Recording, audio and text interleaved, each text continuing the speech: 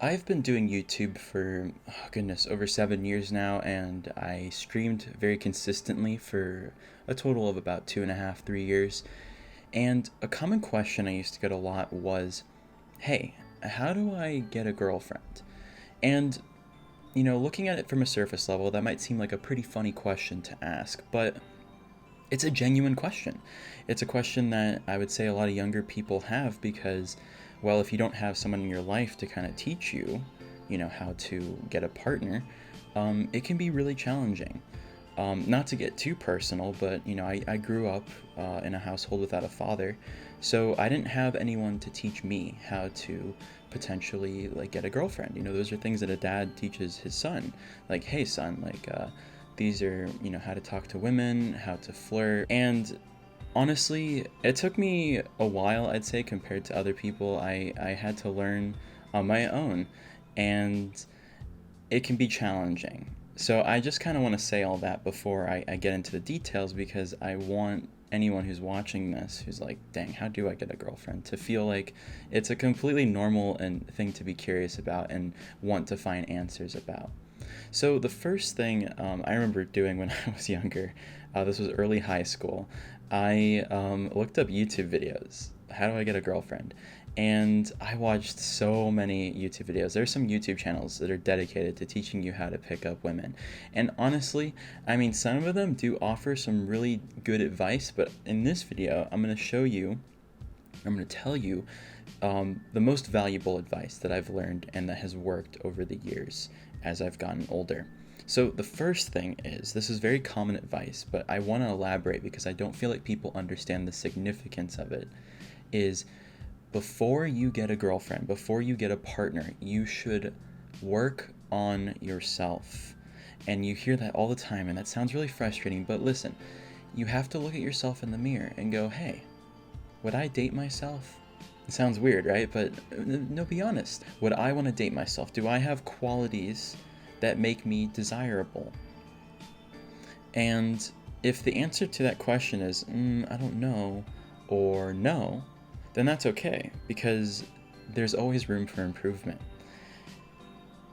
This is something that took me a while to fully understand, but a good way to look at it is to look at life like a video game, right? And I'm assuming you probably play video games if you're watching this video, but if you don't, that's okay.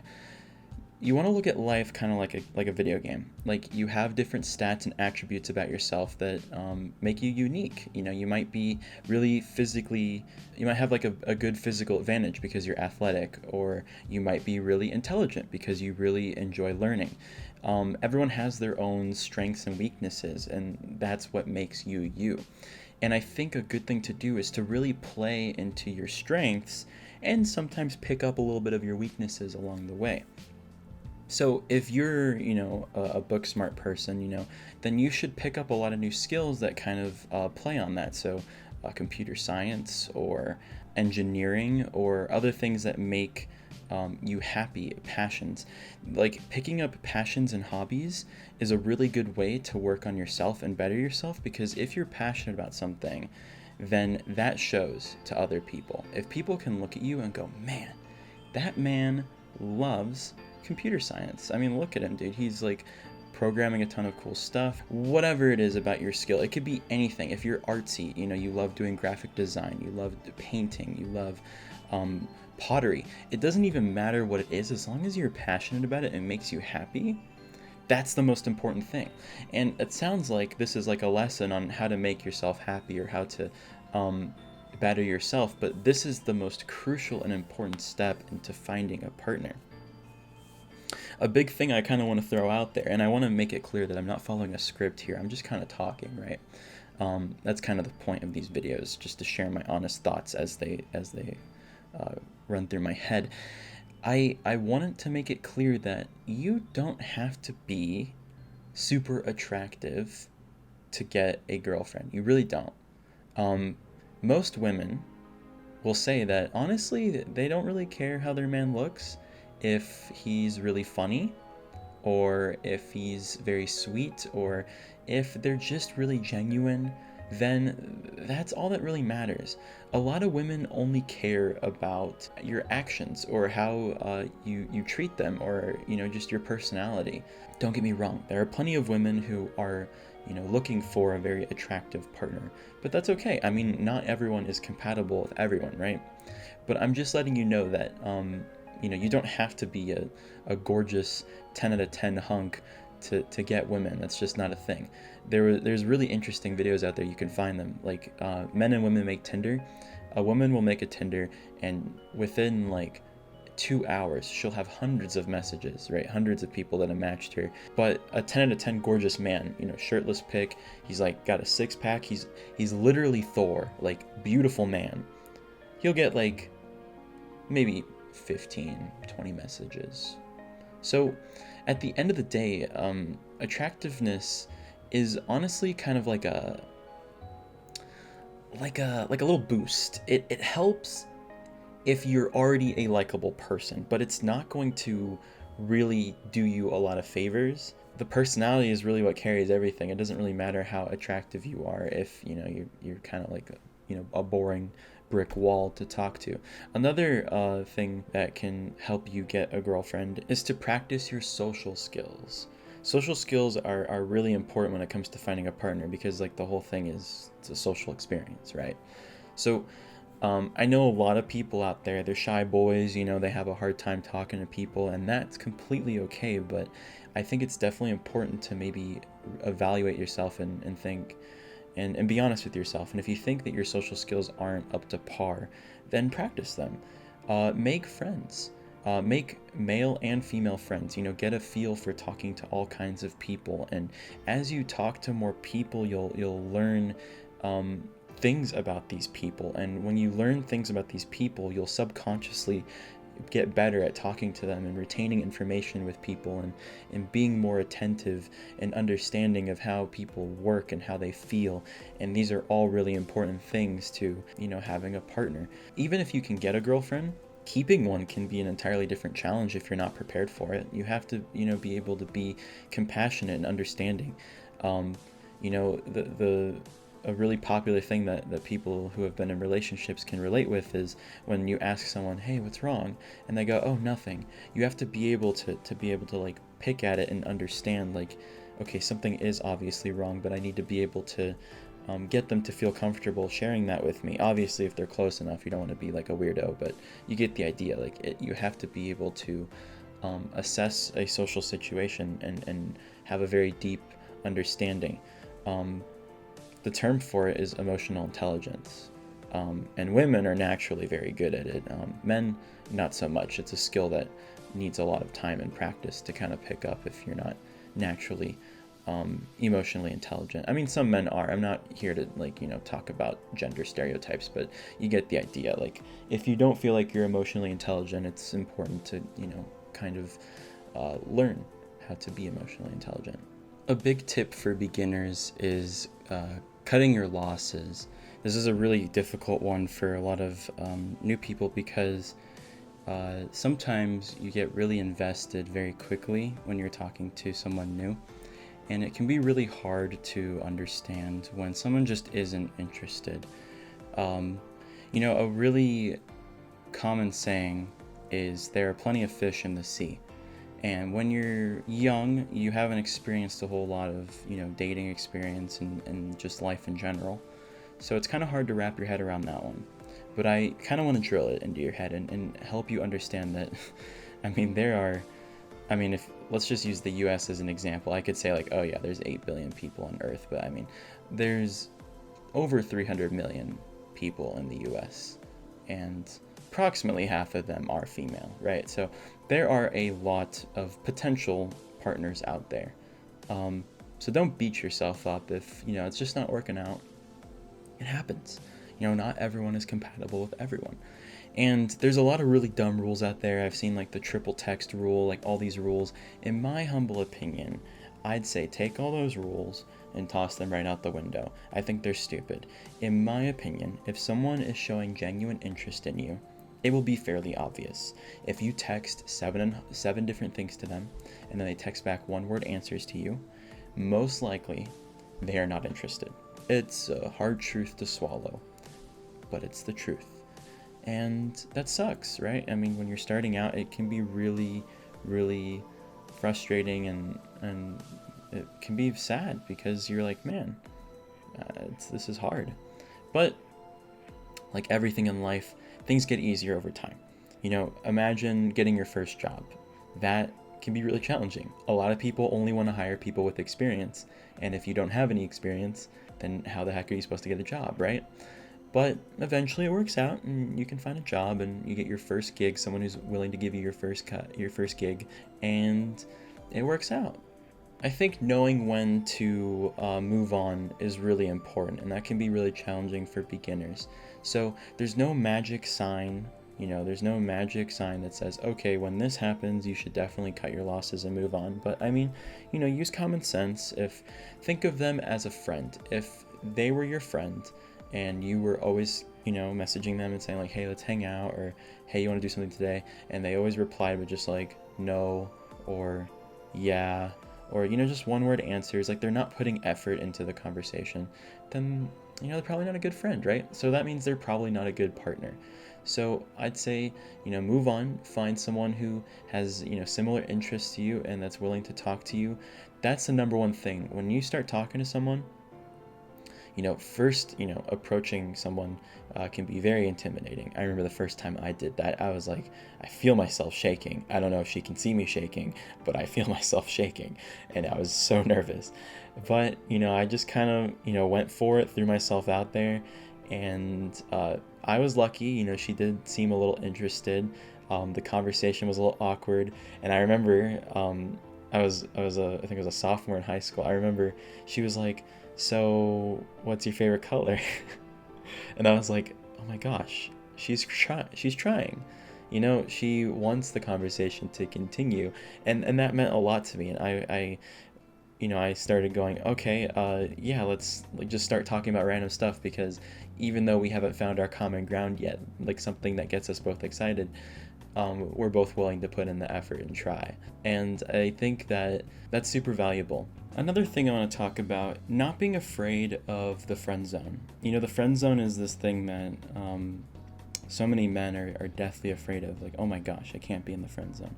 But in my humble opinion, the friend zone doesn't exist.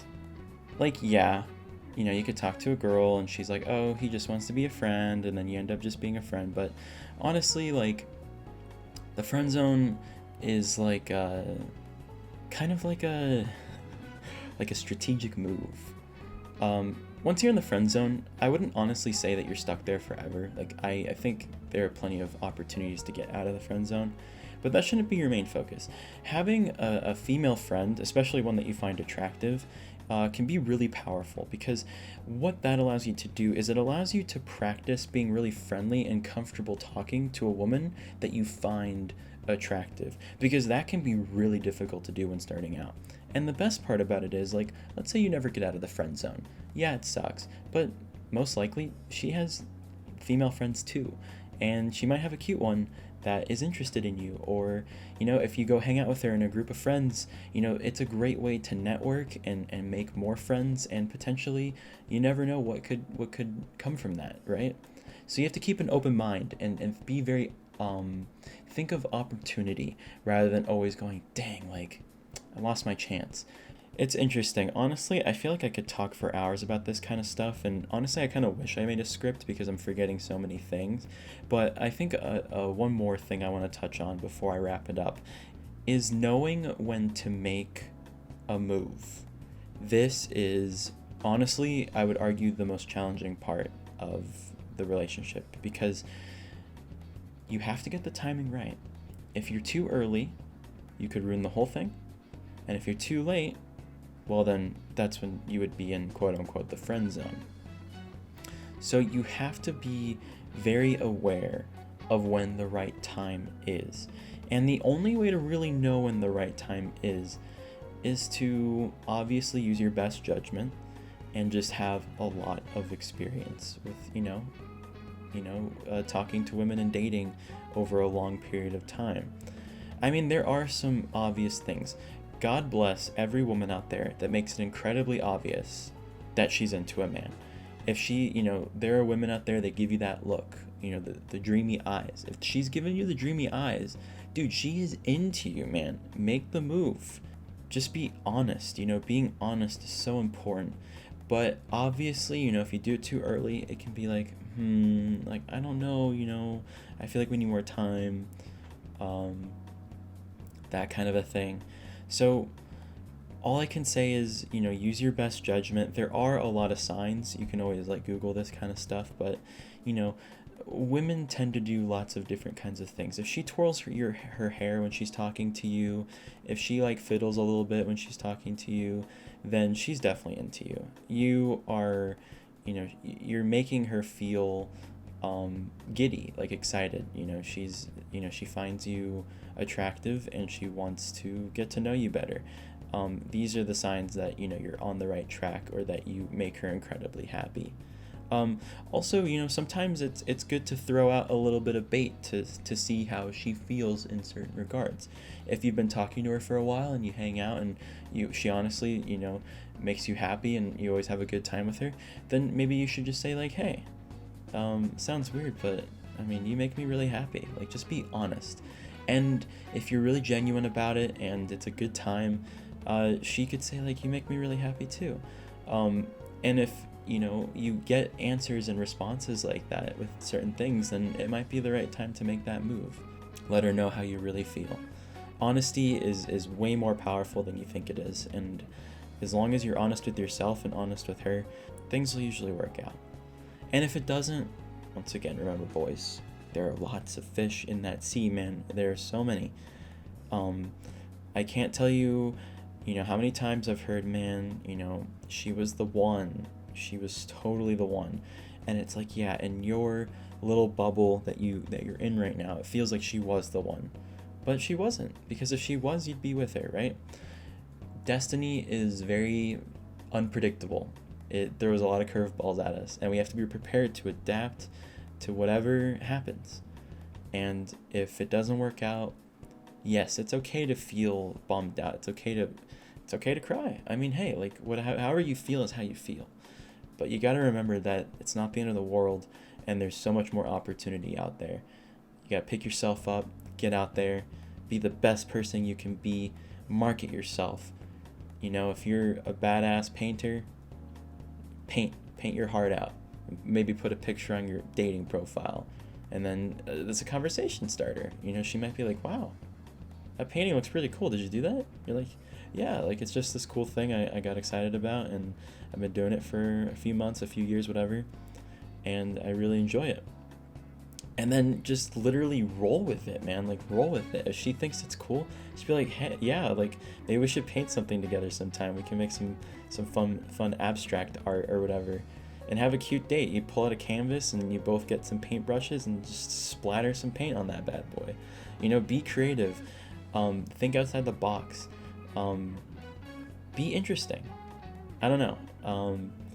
It's hard to explain, but this is all about momentum and attitude. Like, if you are just, happy to be alive, and you love, having fun, and you have a positive attitude, getting a girlfriend isn't too hard. You just have to practice and make sure your heart's in the right place.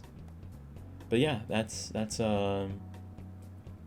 my spiel on how to get a girlfriend. Hopefully you learned something. Honestly, if you have a specific question related to your situation, and you want to, write it in the comments, I'd be happy to reply, give my best feedback or insight. I'm not a love guru, so I don't know the answers to everything, but, I'm 24. I've been around the block a few times, so I definitely, know how to get a girlfriend. It's not too bad as long as you're just genuine. You never want to say it's easy to get a girlfriend, because that's I don't know, people take that the wrong way, but I mean, it's not too bad if you're real with yourself, if that makes sense. All right, that's it from me. Thank you for watching, and if you enjoyed listening to me speak and you had a good time, leave a like, subscribe, whatever. I'll see you guys in the next one. Bye bye.